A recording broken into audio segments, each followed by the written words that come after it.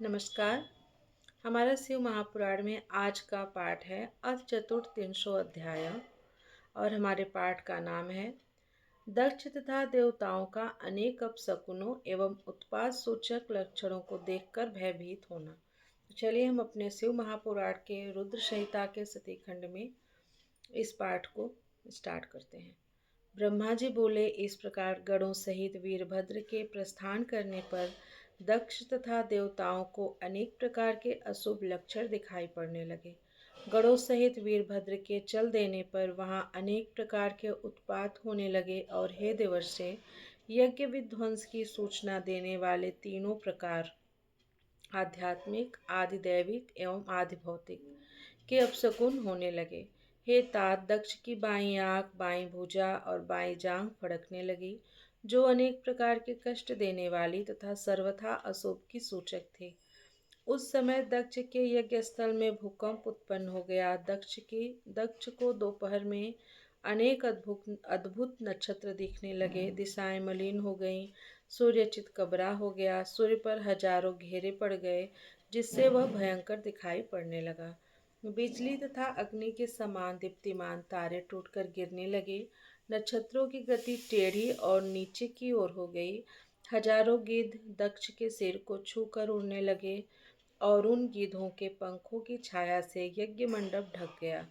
यज्ञ भूमि में सियार तथा उल्लू शब्द करने लगे। आकाश मंडल से श्वेत बिच्छुओं की उल्का वृष्टि होने लगी। धूलि की वर्षा के साथ तेज हवाएं चलने लगी और विवर्त घूमती हुई वायु से कंपित होकर टिड्डियां सब जगह उड़ने लगे।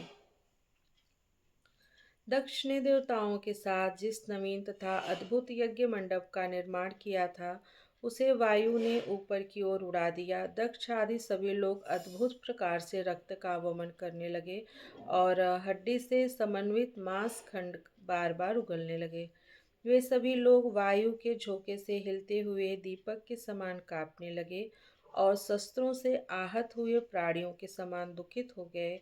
जिस प्रकार वन में प्रातःकाल के समय कमल पुष्पों पर तुषार मतलब ओस की वर्षा हुई हो, उसी प्रकार शब्द करते हुए वाष्प की वर्षा होने लगी। जिस प्रकार रात्रि में कमल तथा दिन में कुमुद बंद हो जाते हैं, उसी प्रकार दक्ष आदि की विशाल आंखें भी अचानक बंद हो गईं। आकाश से रक्त की वर्षा होने लगी, दिशाएं अंधकार से ढक गईं तथा सभी प्राणियों को संत्रस्त करता हुआ दिग्दाह होने लगा। हे मुने, जब विष्णु आदि देवताओं ने इस प्रकार के उत्पात देखे, तब वे अत्यंत भयभीत हो उठे। हाय, अब हम लोग मारे गए, इस प्रकार कहते हुए वे मूर्छित होकर पृथ्वी पर इस प्रकार गिर पड़े, जैसे नदी के वेग से किनारे पर वृक्ष गिर जाते हैं। वे पृथ्वी पर इस प्रकार गिरकर अचेत हो जाते थे, जैसे काटने के बाद विषैला सर्प अचेत हो जाता है। और कभी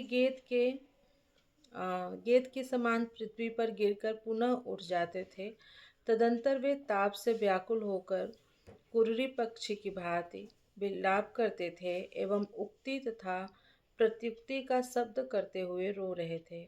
उस समय विष्णु सहित सभी लोगों की शक्ति कुंठित हो गई और वे आपस में एक दूसरे के समीप कंठ पर्यंत कछुए के समान लौटने लगे। इसी बीच वहां समस्त देवताओं और विशेषकर दक्ष को सुनाते हुए आकाशवाणी हुई। आकाशवाणी बोली, हे दक्ष, तुम्हारे जन्म को धिक्कार है, तुम महामूढ़ और पापात्मा हो। शिव जी के कारण आज तुम्हें महान दुख प्राप्त होगा, जिसका निवारण नहीं हो सकता। यहाँ जो तुम्हारे सहायक मूर्ख देवता उपस्थित हैं, उन्हें भी महान दुख होगा, इसमें संशय नहीं है।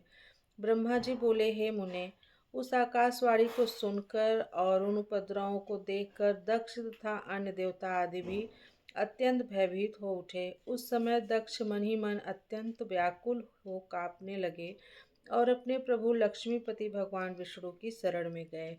भयभीत तथा वेसुद वे दक्ष उन स्वजन वत्सल देवादिदेव विष्णु को प्रणाम करके तथा उनकी स्तुति करके कहने लगे। इस प्रकार से शिव महापुराण के अंतर्गत द्वितीय रुद्र संहिता के द्वितीय सती खंड में अपशकुन दर्शन नामक 34वां अध्याय पूर्ण हुआ। प्रियम शंकरम सर्वनाथम नमामि। हर हर महादेव। मिलती हूँ आप लोगों से नेक्स्ट वीडियो में। हरे नमः। हरे नमः। हरे नमः। ओम नमः पार्वती पतये। हर हर महादेव।